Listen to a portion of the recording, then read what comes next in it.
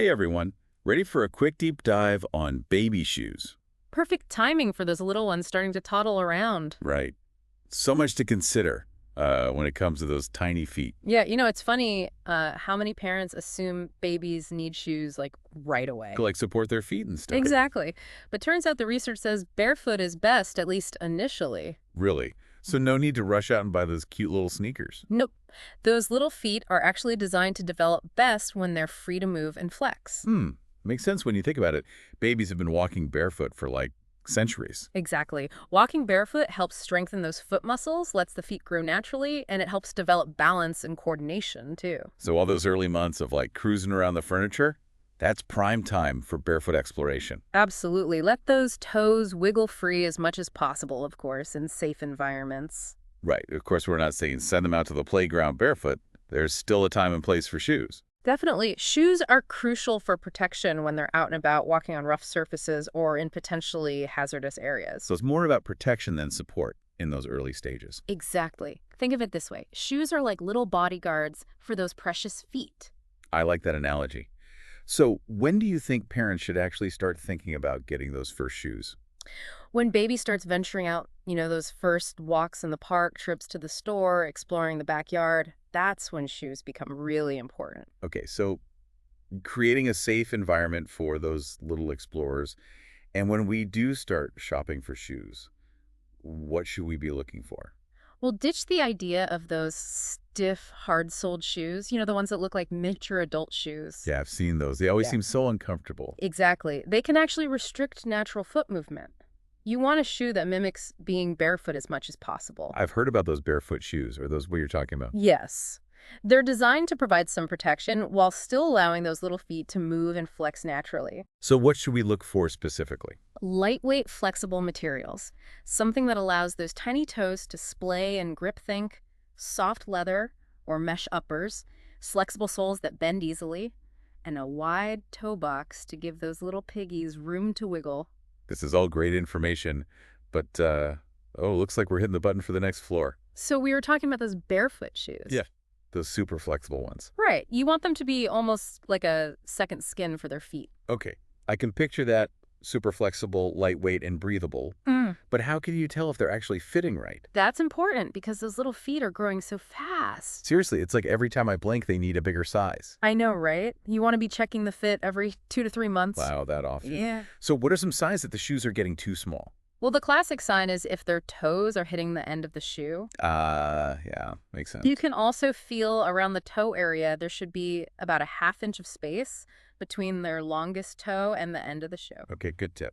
And don't forget to check the width. You don't want any bulging on the sides. Right, their little feet need room to breathe. Exactly. And the heel should be snug, but not too tight. You don't want it cutting off circulation or leaving red marks. Got it. So we've got the right shoes, they fit well. What else can we do to help their feet develop? Think about all those amazing sensory experiences they can have barefoot. Like walking on grass or sand. Exactly. Different textures, different surfaces. It's all like a little workout for their feet. So barefoot is best whenever it's safe and appropriate. Right. And you can even create little challenges at home. Obstacle courses with pillows and blankets encourage walking on tiptoes or heels jumping and hopping. So turning playtime into a foot fitness session. Exactly. And playing with balls is great too. Rolling, kicking, throwing it all helps with coordination. Oh, and what about water play? Splashing around at a pool or water table. Yes. The water provides a little resistance. It's like a mini aquatic workout for their feet. Love it. So it's all about variety, giving their feet lots of different experiences. Exactly. Now, of course, sometimes you might notice that your baby's walk looks a little different. Like their feet turning in or out. Yeah, or their legs might look a little bowed. So if my little one is doing a penguin waddle, should I be worried? Probably not. Those are usually just normal variations in a baby's gait. They tend to straighten out as they grow. Okay, so no need to panic, but are there any red flags we should watch out for? Absolutely. If they're tripping or stumbling a lot, especially if it's worse on one side, that's something to pay attention to. And what if they seem to be in pain when they walk? Or if they start walking on their tiptoes all the time? Those are definitely signs to talk to your pediatrician, and if you notice any big changes in their walking pattern, or if those turned in or turned out feet seem to be getting worse, it's always best to get professional advice. This has been super helpful. hmm But I think our elevator ride is almost over.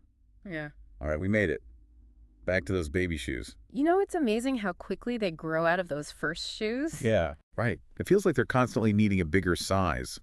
So what happens when they're ready to move on from those super flexible first shoes? Well, as they get more active exploring different surfaces, they'll need a shoe that offers a bit more support. Especially when they start tackling those playgrounds. Exactly. Running, jumping, climbing, all that good stuff, they'll need a shoe that can keep up. So when do we transition to something with more structure? Think about their activity level. Yeah. If they're walking confidently, running, jumping, they'll need more support, especially around the ankle. Okay, so we're looking for shoes with good arch support, cushioned insoles, and that firm heel counter to keep those little feet stable. Exactly. But remember, flexibility is still important. You still want a shoe that bends easily at the ball of the foot. So finding that balance between support and flexibility. What about materials? Any recommendations there? Breathable materials are key leather or mesh are good options, and durability is important too. You want a shoe that can handle all that wear and tear. Because let's be honest, kids are tough on their shoes. They sure are. And of course, you want to find shoes that look good too. Right. Style's important. Any tips for finding shoes that are both practical and fashionable? There are so many great brands out there these days. And involve your little one in the process. Oh, that's a good idea. Let them pick a color or style they love. It'll make the whole shoe buying experience more fun. And they'll be more excited to wear them. So it's not just about finding the right fit. It's about finding a shoe that reflects their personality. Exactly. Those tiny shoes are carrying those big personalities out into the world. I love that. Yeah. Well, it seems like we've covered just about everything there is to know about baby shoes. From those first barefoot steps to those exciting playground adventures. Thanks for joining us on this deep dive. We'll catch you on the next one.